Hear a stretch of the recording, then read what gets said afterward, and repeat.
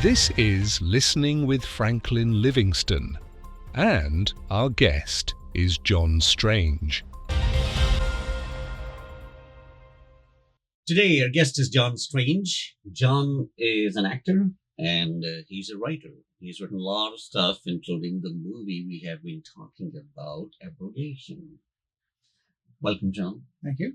Yeah, it's great to have you here in this situation because we go back a lot. Yeah, I was trying to figure out how many years it is. Yeah, but there might be some things I don't know. I'd love to hear about those things, and of course, our friends would like to know about where you grew up. I know where you live right now, and that state, and Right. I know you have done a lot. And you also mentioned about back in the day you went to HB Studio and studied with some people whose names we have only seen in the books, right? Exactly. And then when I was living at 42nd and 9th Ave, and you had a total different picture of that part of the city. Yeah. So yeah, all that I'd like to know in detail. But let's start with your childhood. Okay. What would you like to know? Where were you born? Okay. How was the U.S. then? How were your parents? How they raised you? What was the moral framework, values, belief system you grew up with? Parents. Well, my dad was a photographer in World War II, actually. And we don't know a lot about what he did, but evidently some of it was very secretive. We've got some very interesting photographs that he took during You saw War those II. pictures? Yeah, that we've got that are interesting, such as the picture of Mussolini when he was killed and hung upside down, which is a rare photograph indeed. And then he was a photographer, had a photography shop out of World War II, which failed. And then he went into evidently working for a company called Monroe Calculating Machines, which was the first, if you remember those adding machines where you used to have handles, you punch it in and then you pull a handle back to get, you're younger than I am. Anyway, the first adding machines were like that. They were mechanical, and you'd push all the buttons and then you'd pull a handle back and it would do the calculations for you. It was like a calculator? Yeah, like a calculator. And my father was assistant service manager in Fair Lawn, New Jersey. I was born in Paramus, and In New Jersey. And Paramus at that time was nothing like it is now. I mean, now Paramus is the largest shopping mall center in the United States, actually. And while I was living there, my father had a house in Saddle River. He had the foundation and the framing of the house put in, and then he built the entire rest of the house himself. Wow. Finished the downstairs. We moved in. The upstairs was empty. I'm not exactly sure my mother did at the time. I do know later on she was the bookkeeper for the Wandale school system, which is Saddle River.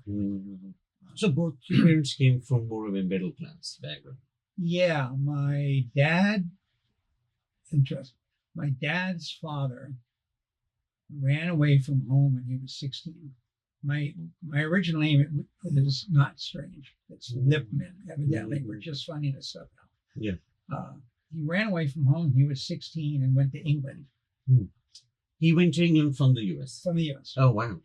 And wound up living with a family named Strange.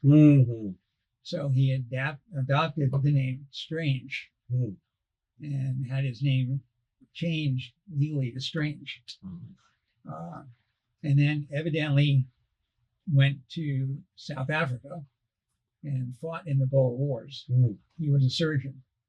We actually have a search book here, which is so primitive, it's ridiculous.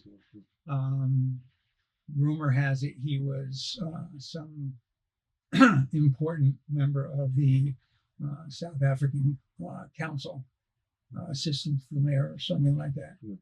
Then he came back to the United States, became head of the trolley system in Bayonne, New Jersey, opened up a candy store in Bayonne, New Jersey, and met my mom, who grew up in Union City, New Jersey. So my dad's parents were not entirely sure of what they were. My mother's parents were Italian and German.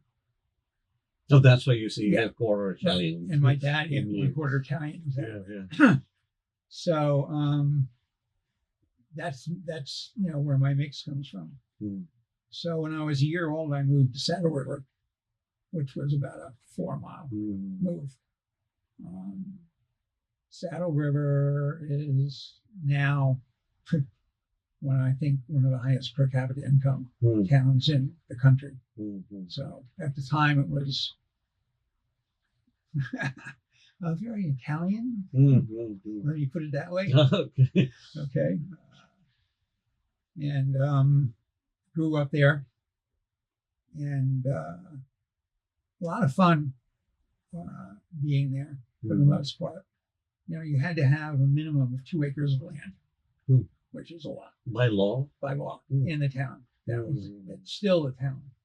So your house was built on a 2 acre? 2 acres. Wow. Yeah. Mm-hmm. Yeah. But what was strange, it was only basically, when we moved in, a 4-room Cape Cod with nothing upstairs, just an attic. And as time went along, my father finished the upstairs himself and added 2 more bedrooms and a bathroom. So then we had 2 more brothers. And they are young? They're younger. Okay. Well, obviously, if they came after me, Yeah. right? Well, I know you have brothers. Yeah. I never knew the hierarchy. Yeah. So you were the in charge. I was the old one. Okay. My brother Robert is 4 years younger than me, and my brother Michael is 7 years younger than me. In between Robert and me, there was a miscarriage. So now these 3 boys and your mom, how did she raise you guys up? What was the most prevalent thing in the My household? mother, About overall atmosphere she created or enforced her ideas about life, belief system. my mother was very dictatorial. Not a household where you had a lot of warmth for the most part. We were laughing about that the other day, my brother and I, on the phone actually, and about the fact that she was the type of mother who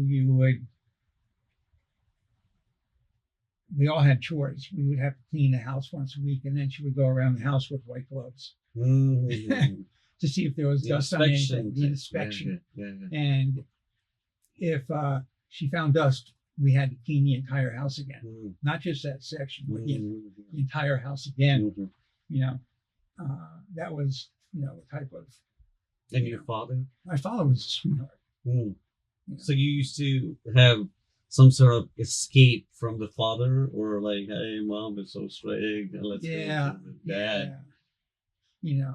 The one good thing is, in those days, very different from today, where, today you have a neighbor call the cops because the lady will let their children in the backyard without supervision. Back then, I would leave the house in the morning and my mother would have no clue where I was until dinner time. Maybe I'd show back up for lunch, maybe I wouldn't. How old were you in that phase? How old were you when you leave for the whole day? I don't know. I remember my life from about 4.5, 4 maybe. No, the reason I'm asking, was it more like 7 or 8? No, or when like, you were more like 14 or 16? No. We moved from Saddle River when I was 11. because my dad got transferred.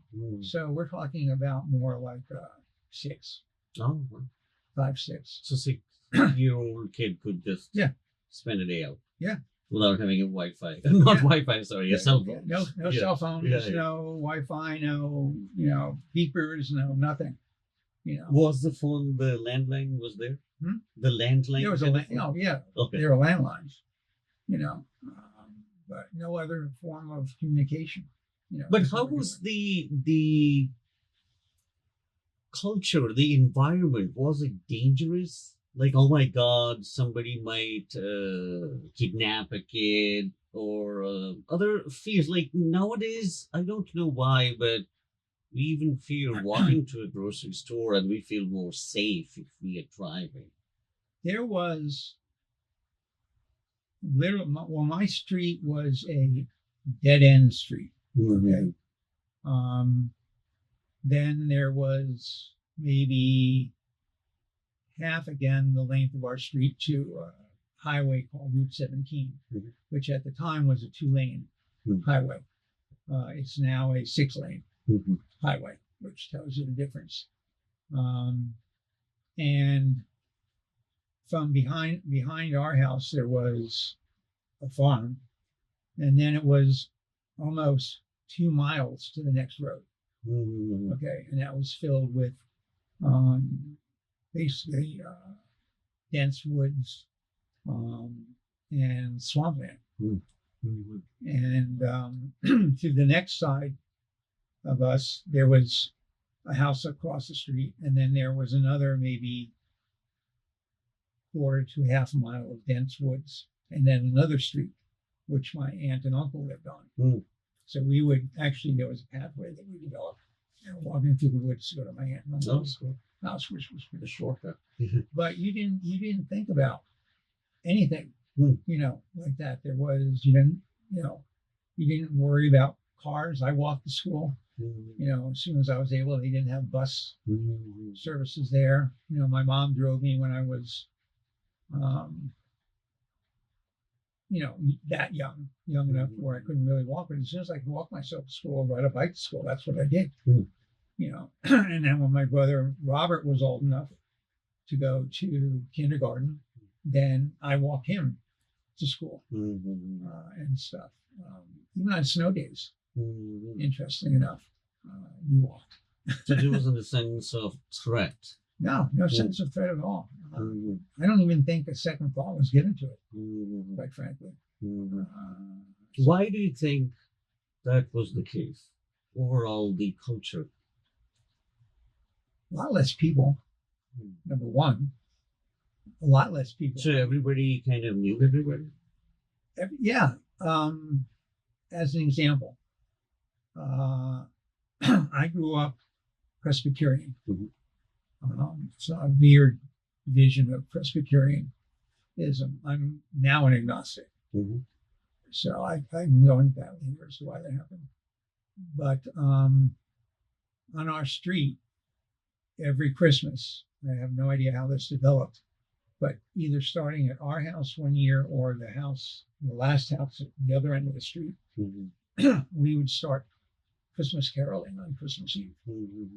And then the people from across the house from us, the Linners, they would join us, and we would go down the street to the next house and sing in front of them, and they would come out and join us, and then we go across the street.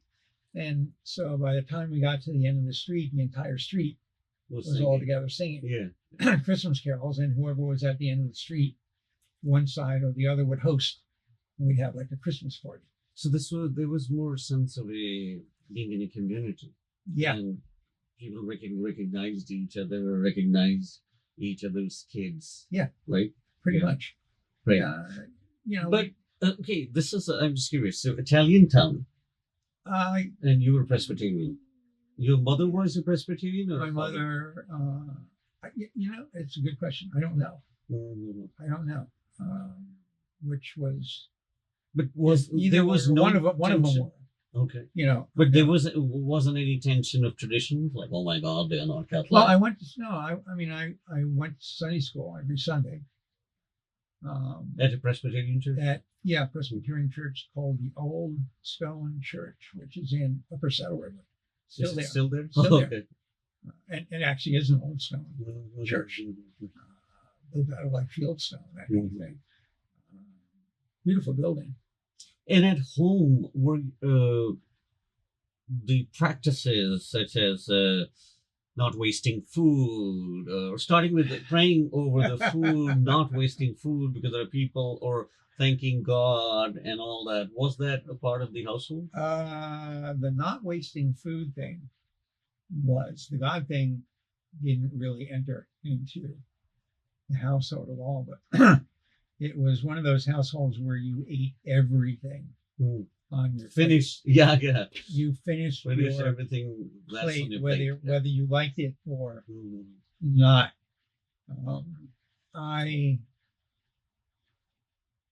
I guess I could be called a stubborn child. My mom and I think, had a very acrimonious kind of relationship. Because you didn't want to finish? Well, I'm not a lay down kind of person. I'm the kind of person where if you tell me to do something and I don't think it's exactly the right thing to do, I'll ask why. Why? Or, this doesn't make any sense. Yeah. Kind of. So the best example I can give you is my mom used to make canned asparagus. I don't know if you've ever had Canned asparagus? Canned No. asparagus. Unless a restaurant gave me a canned one, I didn't know. But I know asparagus. You don't want to. Anyway, I hated canned asparagus and I refused to eat it one night.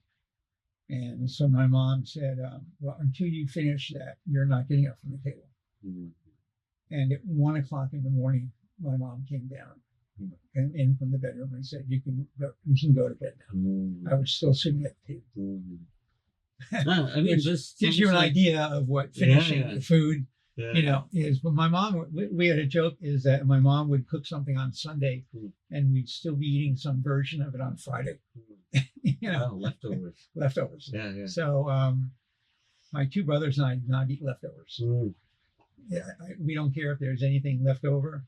There's maybe one or two things that we'll do, but we never make another variation of whatever it is. Which is, everybody goes, you don't like leftovers? We don't know. We don't.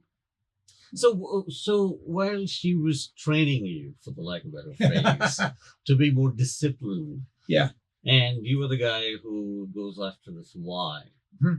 So did she ever justify or give you a reason that you gotta finish because there are people who are dying of hunger, or they're like, oh my God, God will punish you or something, or it was just like, because I say so? Well, you are, what country are you from?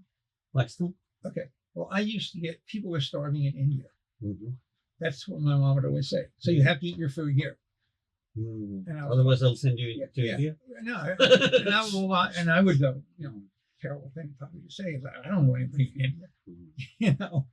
No, I think there are more Indians in New Jersey than here. I didn't know any, actually. I mean, for example, I did not meet. I told my wife this. Was it yesterday or the day before? I don't know how the conversation came up. I did not meet a Black person in person until I was 15 years old. Because I lived in Saddle River.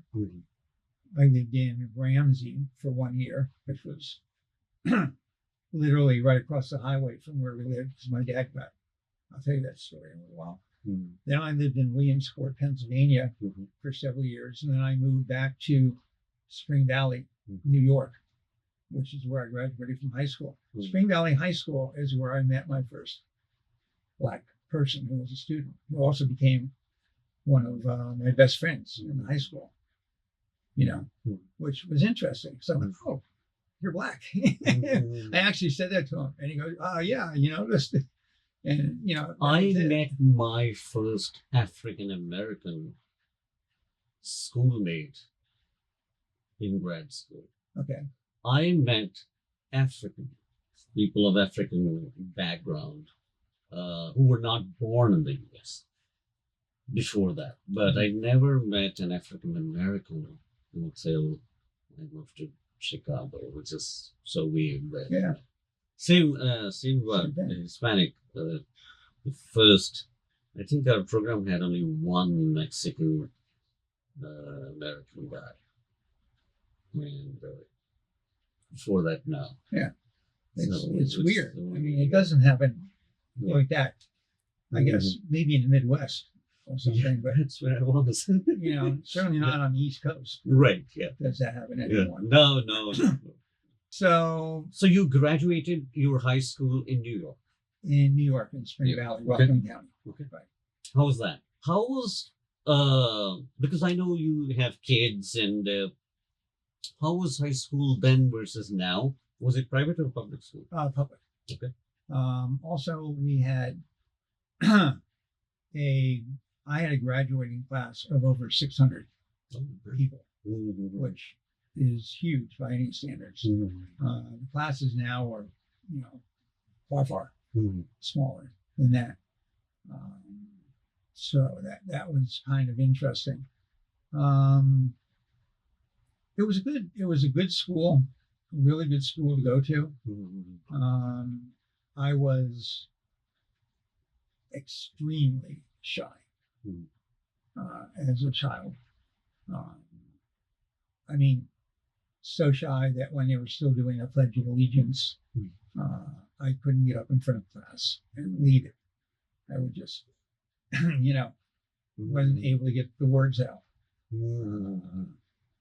Which is actually interesting, is how I got into acting. Yeah, because when I met you, you were like, I still remember your first ever scene in my project was flirting with a medical doctor. Yeah, right. Right? Right. So I was like, oh, okay. And I remember the scene, she's giving you pills, and Right. you say to her, hey, what are you doing after your shift? Right. sweetheart?" Yeah, exactly. And she chokes back and says, oh, I live here. Yeah. Right. So yeah, which is interesting. I never actually could tell that you were a shy person. Oh God, I was so shy. There was a girl when I lived in Williamsport, Pennsylvania, who had a real crush on me, and everyone keeps telling me she was really cute, and everyone keeps saying, "This girl's got a crush on you. This girl's got a crush on you," and I was just scared like crazy, even just to approach her, and I never did. I never did. And then this other girl, when I moved to Spring Valley, she just hooked on to me like the second day I was there. And I became friends with her, well aware of the fact that there was more of an attraction than that. Do you think it was because you grew up in a household which was so strict, and you might have developed some sort of fear that fueled that shyness and made you more abstain from reaching out?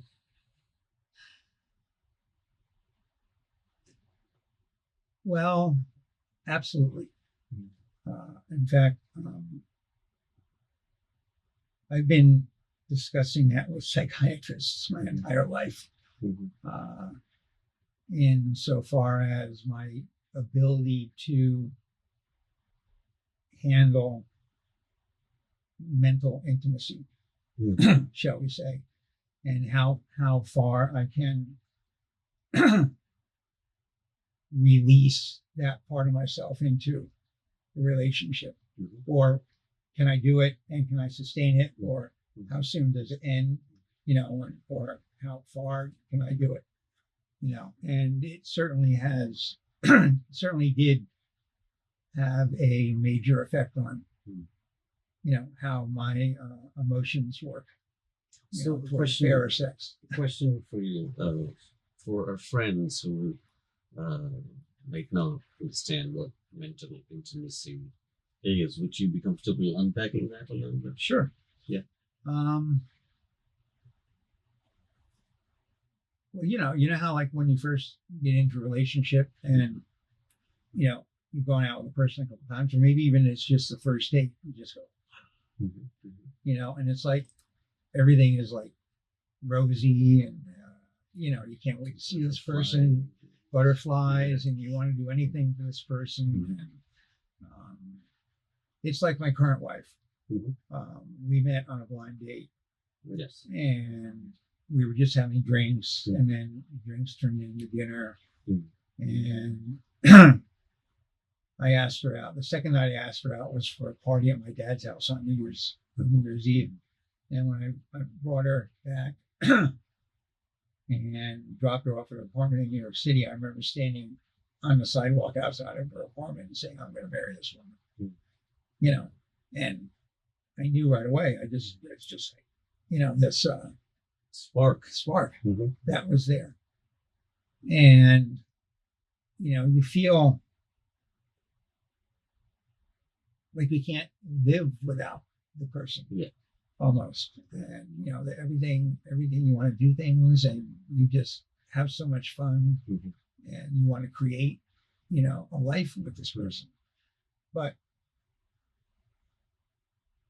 I mean, love constantly wanes, no matter what. There's, if you ever talk to anybody, no relationship is always at Yeah. the pinnacle. Mhm. Sometimes it's in It's, the depth of the valley. yeah, exactly. Yeah.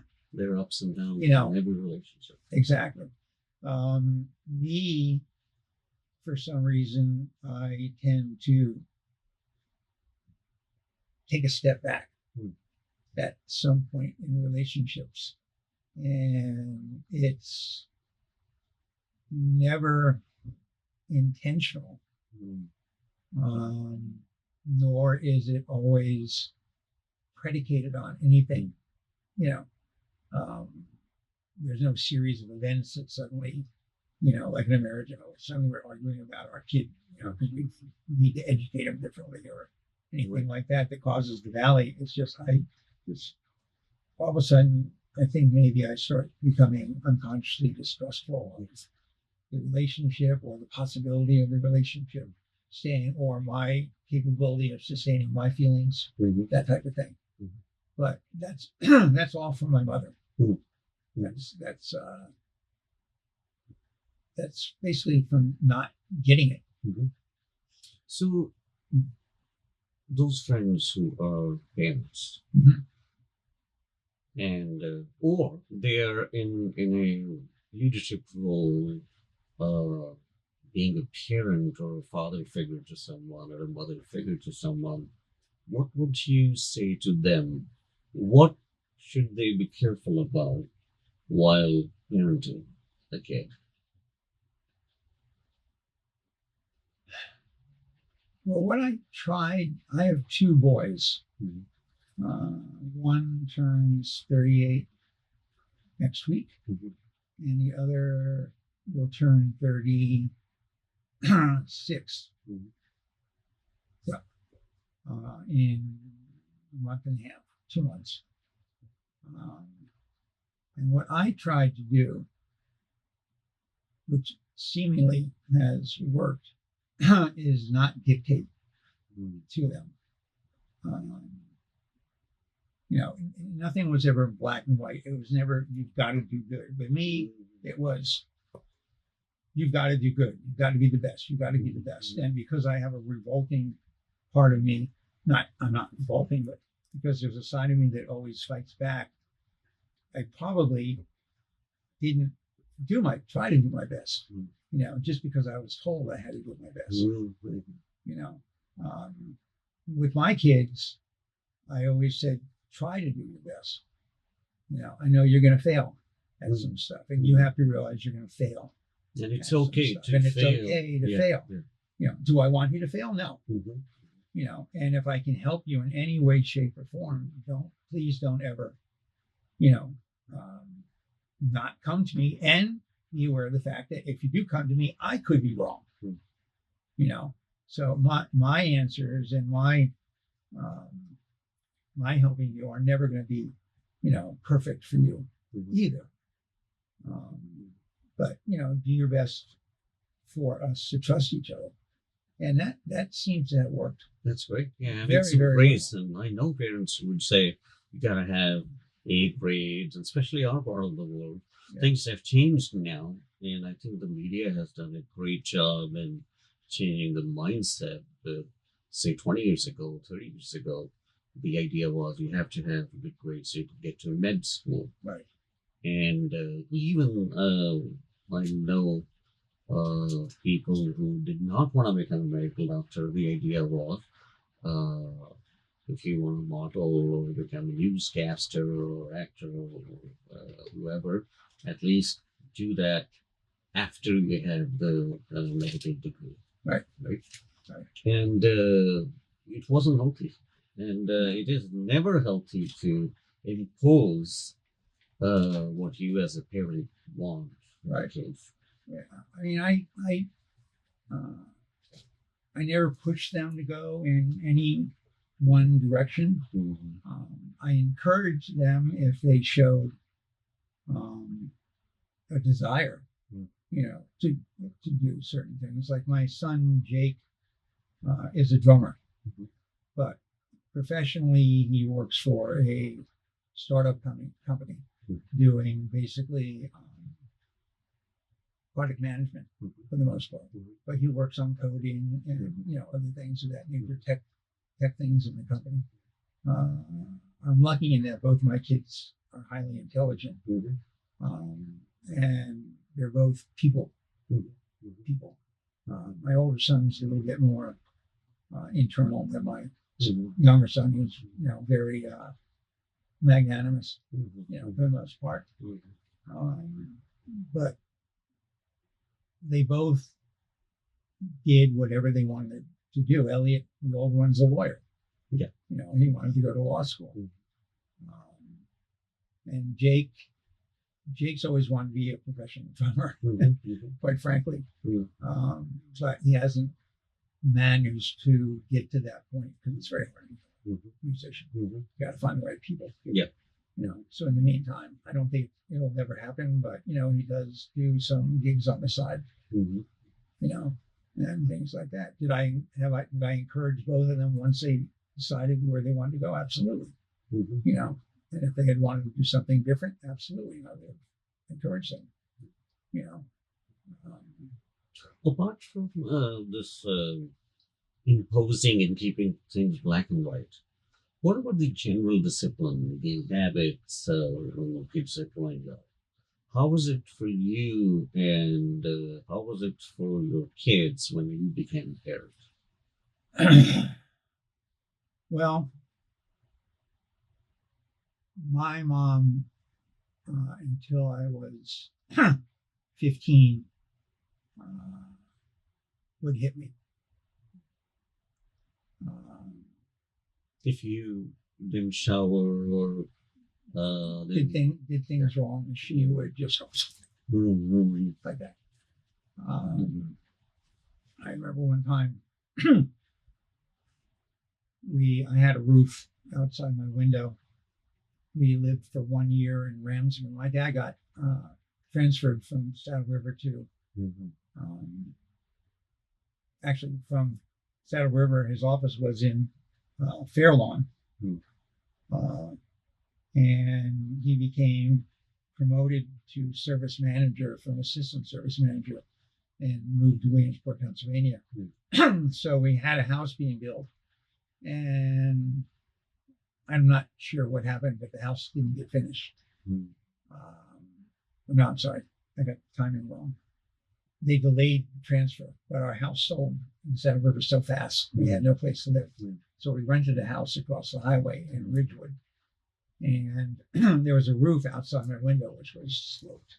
And I used to love to go out on the roof and watch the stars at night. And my mom found me out on the roof one night and hauled me in and took my belt off and whipped me with the belt off.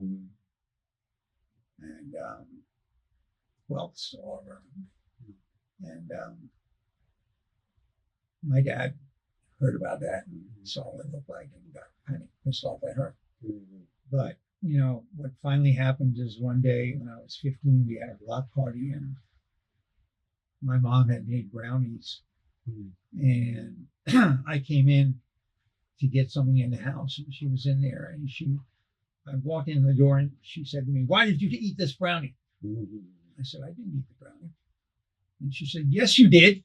Don't lie to me." I said, "I did not." And she went to slap me, and I went, Mm. And I grabbed her arm and I stopped it. And I said, don't you ever try to hit me again. 15. And she got this look on her face like, and I just dropped her hand and I walked away. And she never tried to hit me after that. But I had had it after 15 years. But You know, did it affect your relationship later with her? Because probably in her Well, view, you were a rebel. I was a rebel all my life with her, I think. But I don't think the relationship with her was any different. It's just she didn't have a physical way of reprimanding me anymore. Is what it came down to. These are terrible stories. Yeah, but stories make us learn and grow and see the struggles of humanity.